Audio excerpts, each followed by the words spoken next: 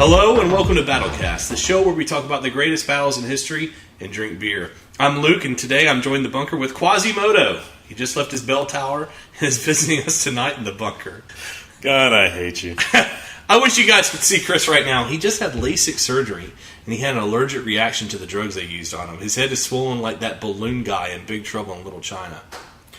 No, but I had a laser shot in my eyes, and now I have superpowers seen across the room and even at great distances, and my mullet is going strong, like Kurt Russell's. He does have a beautiful Kurt Russell mullet.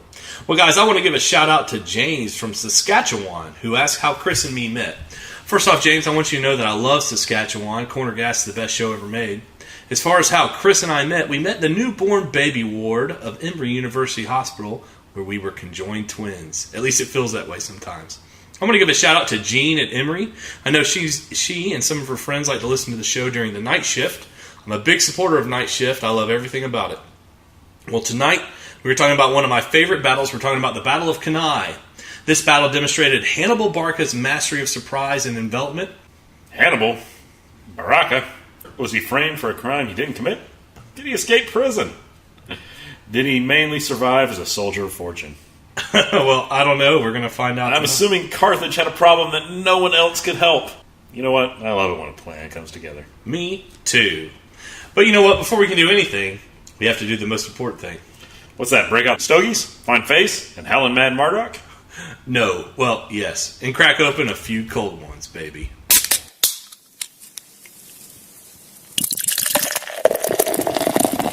All right, tonight we're drinking Peroni Pale Beer. In 1846, Francesco Peroni established his first brewery in Vigevano in Pavia province. It was called Birra Peroni and still bears the founder's name to this day. It was a combination of climate, close proximity to the mountains, where ice and glacial water was plentiful, and the quality of ingredients that helped Francesco create such a distinctive, pale, medium-strength beer that within a short time had become vastly popular. Peroni is the largest brewing company in Italy, and they operate two breweries, one in Vigevano and the other in Rome. So let's crack open this bad boy and see what we're working with here. Chris, what do you think? Peroni? Yeah. It's okay. It's better, as we've talked about, it's much better than that Vietnam beer. It's much better than that Chinese beer we drank during Dien Bien Phu. It's a good beer, but it's not a great beer. It's the Italian Budweiser. Well, this beer had one of the worst ratings on Rate Beer I've ever seen. I can tell you definitively it's not that bad at all. Now, I wouldn't go out of my way to find this beer, but after drinking the beer from Vietnam and China, I can tell you this beer is absolutely superior and would go great with any pasta dish. In fact, we had pasta tonight, and this really matched with it. I'm going to give this beer 3 bullets out of 5. This is a fine beer for hanging out with your dad. This beer is kind of like that ugly girl you used to date. You don't want your friends to find out you're going out with her, but you always had fun when she was around. Yeah, it went well with the pasta. It's not a bad beer. You can find it at most supermarkets, so it's not really that hard beer to find. If you're an Italian joint, they probably have it on tap. But, wouldn't cross the Alps for it. Yeah, and with that, let's transport ourselves across the Alps and back in time to ancient Rome. Even before the first battle, Romans see Hannibal as a potent threat. They never had to face a fiercer or more warlike foe. Carthage had long been an enemy of Rome, and they were bringing with them countless Spaniards, already battle-hungry, and would soon be raising Gauls with their insatiable appetite for blood. War was coming, and it would be fought in Italy in defense of the walls of Rome. Living. The Roman Senate raised 6 new legions, more than 30,000 men. The Second Punic War was begun. This time the deciding factor wouldn't be manpower, but strategy. Most Roman commanders were political appointees with little battlefield experience, no match for a military genius like Hannibal. Hannibal had a spark. I mean, he had many things that made him a great leader. I mean, he knew how to motivate troops. He knew how to innovate on the battlefield. He knew how to make the optimum use of the tools at his command. But in addition to that, he had that spark. He had the ability to read an enemy and find that one maneuver that would cause the enemy to collapse. In battle after battle, Hannibal humiliated the Roman legions. The most devastating defeat was the Battle of Cannae. Here, Hannibal, though badly outnumbered, managed to surround the Romans and slaughtered them. 50,000 Romans, more than half the entire Roman military, killed in the worst defeat Rome ever suffered. At last, Rome saw Hannibal for what he was, the first true threat to her survival.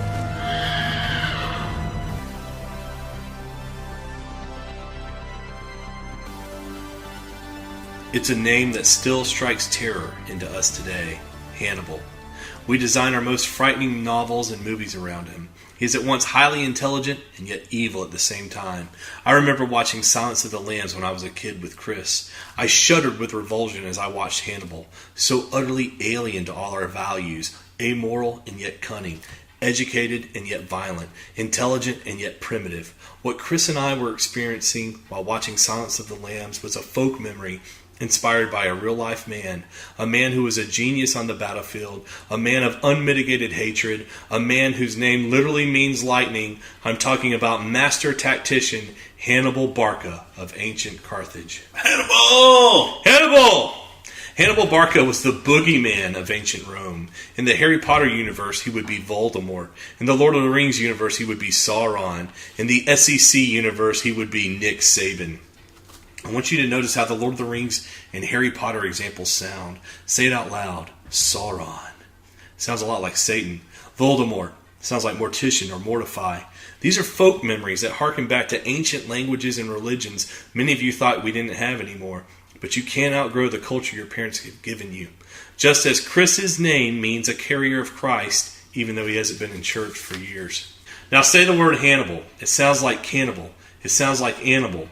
Hannibal literally means the mercy of Baal. And if you're Christian, Hannibal is named after a notorious demon. And with that introduction, I want you to meet one of the most brilliant and terrifying generals in history. I'm talking about Hannibal Barca. We're talking about him tonight on Battlecast, but don't take my word for it. Here's what Livy, the famous Roman historian, wrote about Hannibal's character. Quote, "Of all that befell the Romans and Carthaginians, good or bad, the cause was one man and one mind, Hannibal. For it is notorious that he managed the Italian campaigns in persons. So great and wonderful is the influence of this one man, and he had a mind duly fitted by original constitution for any undertaking within the reach of human powers. As soon as Capua fell into the hands of the Romans, the other cities naturally became restless and began to look around for opportunities and pretexts for revolting back again to Rome away from Hannibal. It was then that Hannibal seems to have been at his lowest point of distress and despair, for neither was he able to keep a watch upon all the cities he had captured so widely removed from each other, while he remained entrenched at one spot, and the enemy was maneuvering against him with several armies, nor could he divide his force into many parts, for he would have put an easy victory into the hands of the enemy by becoming inferior to them in numbers, and finding it impossible to be personally present at all points. Wherefore, Hannibal was obliged to completely abandon some of his cities and withdrew his garrisons from others, being afraid lest he should lose his own soldiers as well. Some cities, again, he made up his mind to treat with treacherous violence, removing their inhabitants to other cities and giving their property up to plunder, in consequence of which many were enraged with him and accused of him of impiety or cruelty. For the fact was that these movements were accompanied by robberies of money, murders, and violence on various pretexts at the hands of the outgoing or incoming soldiers in the cities, because they always supposed that the inhabitants that were left behind were on the verge of turning over to the enemy." End quote. Hannibal removed whole cities of people, just like the Americans did with Japanese, German, and Italian Americans in World War II. Like Britain did with fascist sympathizers in World War II. Like Rhodesia did to tribesmen during the Rhodesian Bush War. Hannibal, superior at any one point, attempts to drain the sea of Roman supporters around them. This shows his genius. He knows he can beat any Roman army sent to destroy him. But as soon as he leaves the spot he stands on, the Romans come back and retake his cities. Accordingly, Hannibal concentrates the entire populace to himself. This is brutal realpolitik in its oldest time. Well, Hannibal's the invader, right? Yeah. Yeah, so he has no power base in Rome. All he can do is grab at the various city-states vying for power and hoping that he can form some kind of coalition that never is really there. Well, here's the thing. At this time, Rome was a confederation of many city-states in the Italian peninsula. They're all dominated by Rome. Hannibal's plan is to go in and take these cities one by one. Some he takes by military means, some he takes with new alliances where they break from Rome. Now, he does this repeatedly, and he defeats many Roman armies. But every time he leaves a spot, the Romans come back and retake his allied cities. So he begins to concentrate all of the populace to where he is in the south of Italy. Now, I want Livy to finish his summation of Hannibal's character. Quote, "It is therefore very difficult to express an opinion on the natural character of Hannibal, owing to the influence exercised on it by the force of circumstances. The prevailing notion about him, however, at Carthage was that he was greedy of money, and at Rome is that he was cruel." End quote. Hannibal was driven by a religious hatred of Rome. His father made Hannibal and his brother swear an oath that they would never, ever make peace with Rome. Here's how Hannibal described this ceremony. Quote, "When my father was about to go on his Iberian expedition, I was 9 years old. And as he was offering the sacrifice to Zeus, I stood near the altar. The sacrifice successfully performed, my father poured the libation and went through the usual ritual.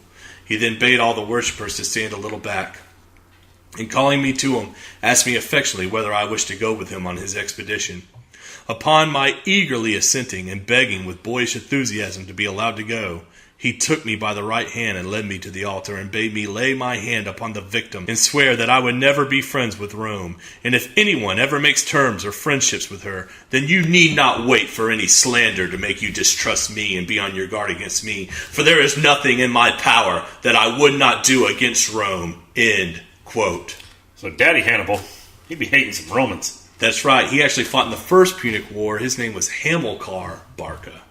He's a very famous general in his own right. You made any of your sons swear on the altar they're going to defeat your enemies after you're gone? I don't know. When I get home, I'm going to talk to my wife. Maybe we'll do that. But, all right. So anyways, this month we're talking about the Battle of Cannae. The Battle of Cannae was fought in the southeast of Italy between the forces of Rome under Gaius Terentius Varro and Lucius Aemilius Paulus and the forces of Carthage under Hannibal Barca on August 2nd, 216 BC.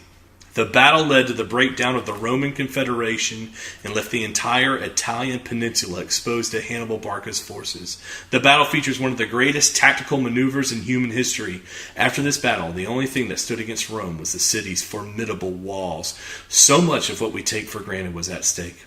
So much of our language, over 58%, has Latin roots. So much of our legal system is rooted in Rome. Many of our religions are rooted in Rome. Hannibal was threatening to change the course of world history. He had the genius, he had the army, he had the character, and we're going to talk about it tonight on Battlecast. Chris, take it away with the battle stats. The Battle of Cannae took place during the Second Punic War. It is so famous that the town where it took place is actually called Cannae of the Battle. The battle took place about 100 miles from Rome near the heel of the boot of Italy. The Romans fielded approximately 60,000 to 80,000 men. Exact numbers are unknown. Hannibal fielded about 45,000 troops. Approximately 5,000 Carthaginians were killed. On the Roman side, approximately 40,000 men were killed on the battle. Think of that. That is larger than many good-sized towns today. This battle comes after Hannibal decimated a Roman army under General Tiberius Longus at the Battle of Trebia in northern Italy. Longus. On December of 218 BC. During the Battle of Trebia, involving about 40,000 men on either side, Hannibal led Tiberius into a trap by positioning his force between Tiberius and the remnants of another Roman army that Tiberius is trying to reinforce. We see at the beginning Hannibal's adherence to the military maxim, divide and rule. In this battle, Hannibal may have been the first general to form special forces, directing each of his 100 best soldiers to pick 10 men from his company for a special mission. Using the land he picked beforehand, Hannibal chose the battle location. He hid these elite troops in a ditch along the Rebbia River that was overgrown with thick bush. There was no way any Roman could see them there. With these troops hidden in the middle of the battlefield, Hannibal drew up his army on the opposite side of the waterway where his elite soldiers were hidden. He then sent his Numidian cavalry to harass the Roman camp and provoke Tiberius into attacking him. Tiberius took the bait. He sent his unprepared man, who hadn't even eaten yet, through a freezing river in the middle of the winter, out to attack the waiting Carthaginians. The Romans crossed the waterway right where Hannibal's elite troops were hidden on the left flank. Then Hannibal, like flipping a light switch, sprung his trap. First, he sent his war elephants and cavalry to engage the Roman cavalry on either flank of the Roman infantry. The Roman soldiers, who had never engaged the elephants, fell back and left the Roman infantry exposed. Hannibal then engaged the Roman infantry in a frontal assault to pin them down. And finally, the Delta force of the Carthaginians, who were hidden in the ditch behind the Roman infantry, leapt from their positions, encircled the Carthaginians, and began to decimate them. It was a complete Roman rout. But 10,000 Romans were able to escape. Hannibal made this look easy. I'm reminded of Verdi's Strida la Vampa.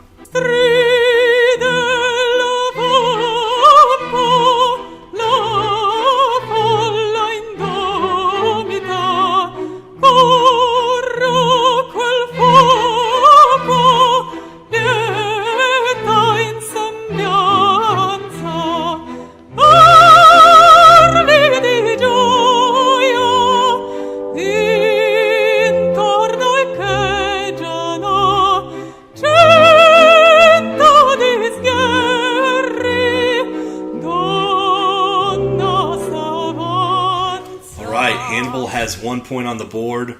Rome has 0. Chris, what do you think about Hannibal's actions at this battle? It sounds a lot like the Eternal Circle we talked about in our DNV and Fu episode. It does. Hannibal just sounds like, as we talked about more and more battles, Hannibal just has more control over his troops. He knows what he wants to do. He's picking his ground. He's a more competent general than everybody else. Everybody else is reacting to him, and he's just bringing them where he wants them. I'd like to point out that Hannibal was raised to be a military soldier and a leader of men. He's a noble, but it's not just a nobility because he's rich. What I'm saying is his father raised him to be an enemy of Rome, and his father was military talented, and he shared those talents with his son. Now, also, I would like to point out that the Roman leaders at this time were politicians. So they're leading an army, but they don't have extensive training like Hannibal. Well, this is during the Roman Republic era. It's not during where the Rome would be led by a Caesar or an emperor. These were consuls, that's right, and other great men of Rome who were just raising an army with the money they had to go out and defend Roman soldiers. Well, they raised armies, and the state raised the army and funded the army. But they were politicians. They weren't soldiers, what I'm getting at. Okay. Now, but Hannibal doesn't stop at this battle. The next year, Hannibal renews his offensive. Hannibal moves south and brilliantly engages a Roman army at the Battle of Lake Trasimene. I want to point out that right before this battle, Hannibal was blinded in one eye and recovering during this time. Still, he massacres a Roman army at Lake Trasimene. Hannibal ravages the countryside in order to show Rome's allied city-states that Rome cannot protect them, and he lures the Roman commander Flaminius into a trap. Hannibal leads Flaminius into a narrow road next to a huge lake. Now, this narrow road has the lake on one side and very steep wooded cliffs on the other side that nobody would ever want to climb. The cliff is a heavily wooded area far away from the road. It is there, deep in the woods, that Hannibal hides his men, including cavalry. Polybius, who went to the battle location, notes that the hills narrow at the entrance and exit of the valley. Flaminius has his men in column formation. They're not ready for battle. They're just on another boring military march, thinking about their girls back in Rome. Then Hannibal flips the light switch.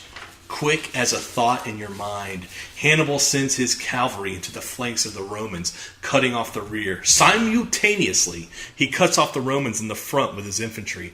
All along the column, Hannibal's infantry, who are fresh and haven't been marching, and who are in battle formation and who are running downhill with momentum, attack the Romans who are strung out in marching formation. The Romans, who had just been bored and dreaming of their girlfriends back home, were suddenly encircled by screaming Carthaginians. It was a bloodbath. Here is how the Roman historian Livy describes this point in the battle. Quote, when attempts to break through had resulted everywhere in failure, and they found themselves shut in on the flanks by the mountains and the lake, and in the front and rear by the enemy, when it became apparent that their only hope of safety lay in their right arms and their swords, then every man became his own commander and urged himself to action, and the battle began all over again. It was no ordered battle, with the troops marshaled in triple line, nor did the vanguard fight before the standards and the rest of the army behind them. Neither did each soldier keep to his proper legion. It was chance that grouped them, and every man's own valor assigned him his post in van or the rear. And such was the frenzy of their eagerness, and so absorbed were they in fighting, that an earthquake was not even noticed by the combatants. The conflict lasted for about 3 hours and was bitterly contested at every point, but nowhere did it rage so fiercely as about the consul Flaminius. He was attended by the bravest of his soldiers and stoutly lent a hand himself. His arms made him conspicuous, and the enemy attacked, and his own people defended him with the greatest fury, until an Insubrian horseman named Ducarius, who recognized the consul also by his face, cried out to his countrymen, "Behold, here is the man who massacred our legions and laid waste our fields and our cities. Now will I offer him up as a sacrifice to the shades of our fellow citizens so foully slain." Then clasping spurs to his horse, he dashed through the very thick of the enemies, and first cutting down the armor-bearer who had thrown himself in the way of his onset, transfixed the consul with his spear. End quote. Well, it sounds like Flaminius was not a popular guy at this point. It wasn't popular with the Carthaginians, no. Approximately 17,000 Romans were killed or taken prisoner. Hannibal lost about 1,500 men. Hannibal's got 2 points. Rome has 0. Now, the Battle of Cannae was fought in southern Italy on August 2nd, 216 BC. I want to talk about Hannibal's strategy for the entire war. Remember, we said that Rome at this time was a confederation of cities all over what we call now modern Italy. Hannibal's force is too small to take Rome at this time, so his plan is to break the Roman Confederation and show the Roman allies that Rome cannot protect them, and he will save them from Roman rule. However, as soon as he leaves, many of the cities he conquers are retaken by the Romans, so it's a sort of stalemate. Now, Hannibal hopes to crush another Roman army, gather in the allied city-states, and then, when Rome is isolated, use his newly won resources to take the city of Rome itself. However, in order to do this, there is one small problem. A 60,000-man army of Romans under the command of Roman consuls Gaius Terentius Vero and Lucius Aemilius Paulus. Yes, you heard right. The Roman army had 2 different commanders. This was because Roman law demanded when 2 consuls joined their forces, they had to alternate days of command. So it goes like this. On Monday, I'm in charge of the army. On Tuesday, Chris is in charge of the army. Which isn't true because we all know that his wife is in charge of his army. Anyway, the Romans alternated days of command. You can imagine how that played hell with the troops. Now imagine having 2 completely equal bosses every other day. And there's no real boss above those 2. How would you react? So 2 bosses, so Varro on one day is like, yeah, hi, we need you to come in and attack the Carthaginians today.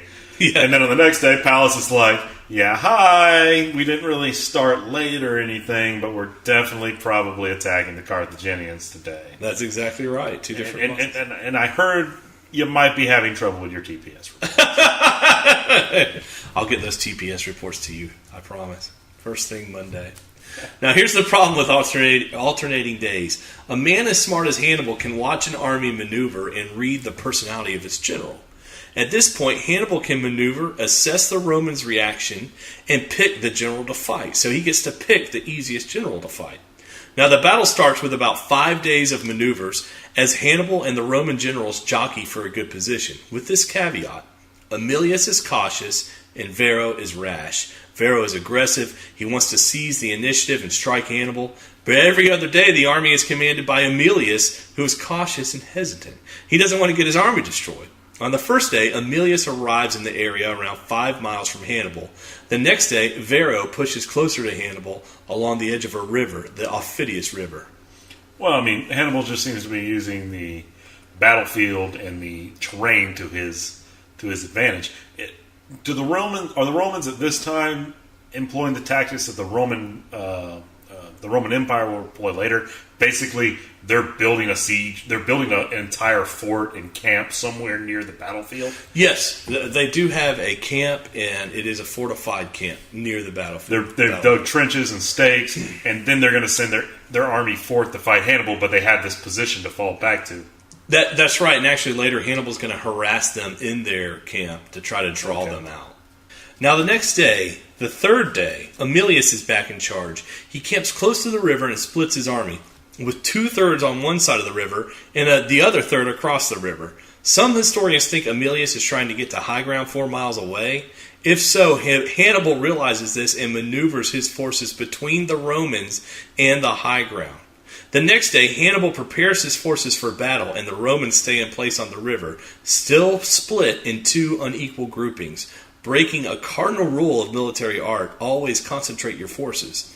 On day 5, Hannibal moved along the river in battle formation, but Aemilius remained in camp and refused to meet him.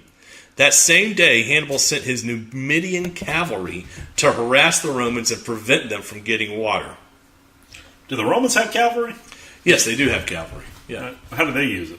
They use them usually on the flanks. They're horsemen, and they try to engage the other cavalry, drive them off, then use the horses to go around the back of the infantry and drive into the infantry. But Hannibal's using his more as like a screening force at this point, or a harassment force. Right now, yes, he's using them to harass the Romans and draw them out. But he's also going to use them in the main battle to fight the Roman cavalry. Well, yeah, but he's using them in a much more modern, advanced way than the Romans are at this point, not using their cavalry as scouts.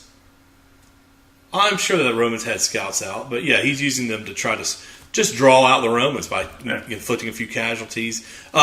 His plan is, honestly, not let them get water. He's not letting the Romans retrieve water from their fortified camp by having the cavalry there constantly harassing them. Yeah. Okay. So, it's pretty smart, actually. Yeah. So, anyways, then came the next day, August 2nd, a Varro day, and Varro is completely pissed off. At dawn, as soon as is humanly possible, Varro forms the giant Roman army into battle formation.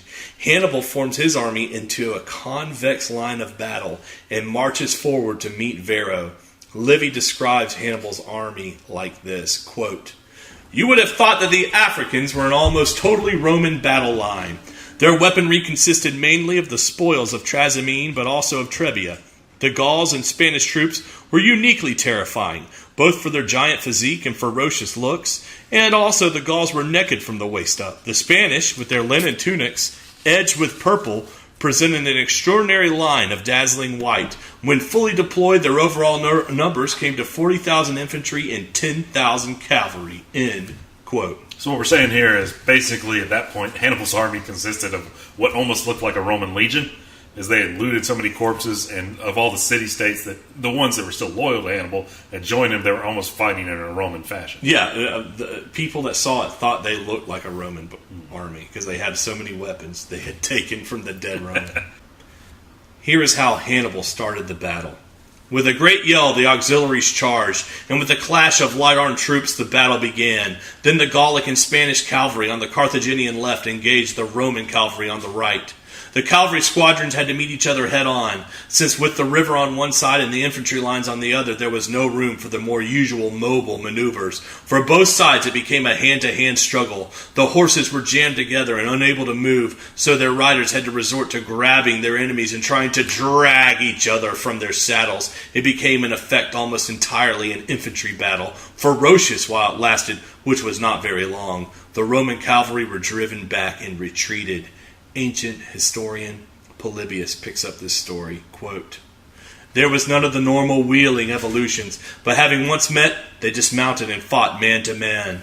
The Carthaginians finally got the upper hand, killed most of the enemy in the melee, all the Romans fighting with desperate bravery, and began to drive the rest along the river, cutting them down mercilessly, and it was now that the heavy infantry on each side took the place of the light-armed troops and met." End quote. At this time, the Roman infantry, who are massed in a deep formation that, like in football or rugby, will be able to drive through the enemy line, attacks the Carthaginian center. Now, the Carthaginian line is convex like the bottom of a spoon. As the Romans attack, The Carthaginians in the middle give way but do not retreat until their battle line is concave like the bowl of a spoon. Hannibal, using the strength of the Romans' deepened attack lines, has just made a half circle around the Roman line. It was then that Hannibal flipped the light switch. Historians T.A. Dorey and D.R. Dudley described the first part of Hannibal's trap. Quote, "The Roman legions drove deeply into the Carthaginian line. When they had gone far enough, the Carthaginian heavy infantry, who had taken no part in the battle so far, turned downwards and attacked the legion on either side.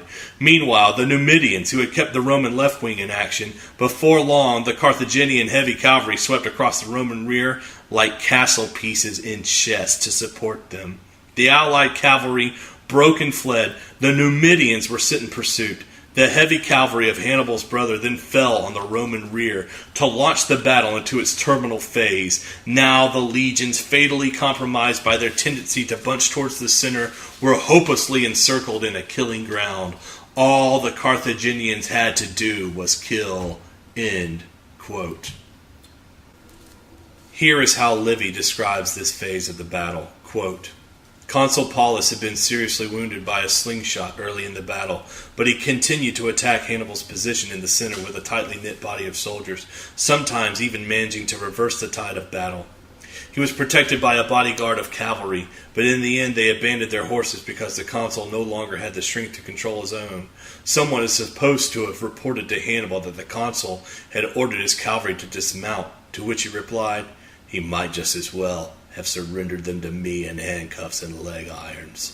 The cavalry battle was now fought out on foot, though the defeated Romans chose to die at their post rather than run away, while their enemy, out of sheer frustration, butchered those they could not force to flee. The whole force was now scattered, and anyone that could recovered his horse and fled.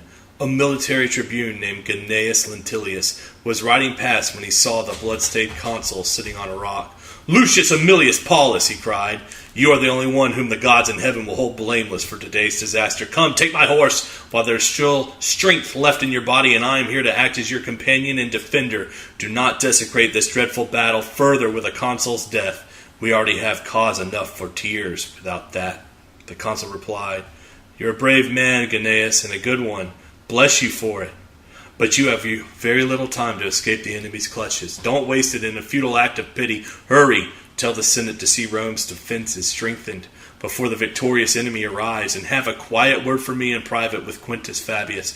Tell him that as long as I lived, and even as I died, I never forgot his words of wisdom. Now leave me here to breathe my last among my slaughtered soldiers. I have no desire to stand trial once again for my consulship, still less to denounce a colleague in the hope that I might protect my own good name by accusing someone else of failure.' As they spoke, a crowd of fugitives raced by, with the enemy in hot pursuit. Without even knowing who he was, they hacked the consul to death, while Lentilius' horse carried him off in the general confusion." End quote. Consul Aemilius Paulus was dead.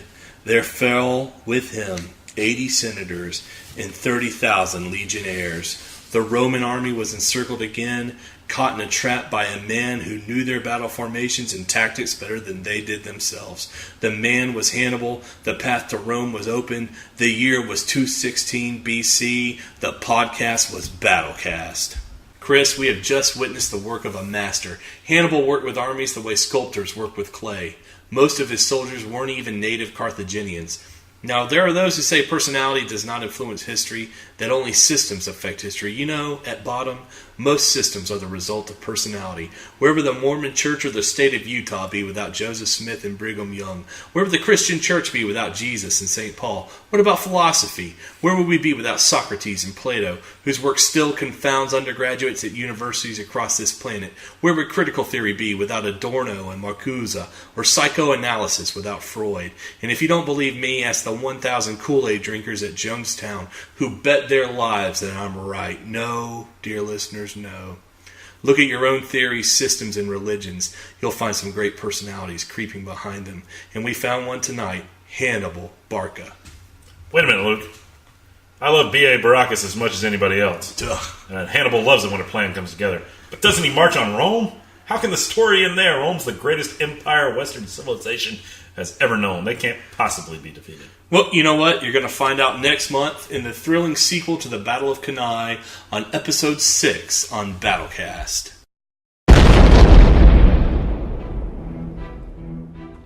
Thanks, Luke, for that epic story. Cannot wait for the conclusion. But if any of our listeners out there have questions or battle suggestions, please send them to battlecastnet@gmail.com. Also, please remember to tell a friend. It really helps us out. And leave us a 5-star review on iTunes. And as always, thanks for listening. And this is Luke from the North Georgia Bunker reminding you to pursue your passions, love your family, and care about one another. I want you to know that I care about you and I pour my heart into these podcasts to try and show it. You know, these are the stories that really matter. Why? Because it shows us the many paths life can have for a man. We're lucky God didn't force us down the path like those Romans facing Hannibal's terrible legions.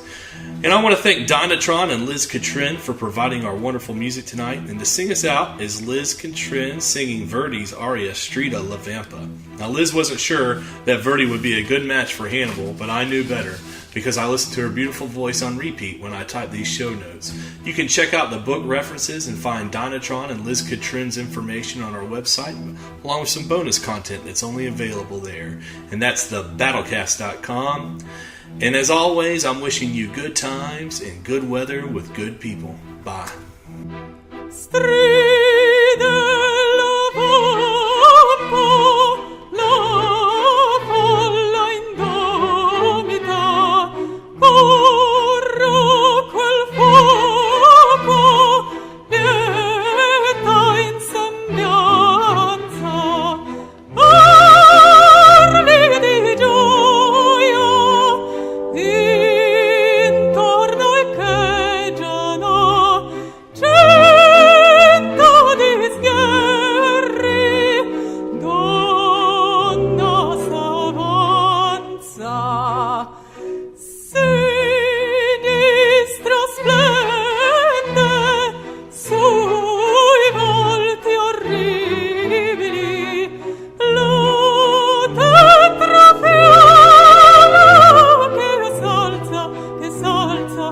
Al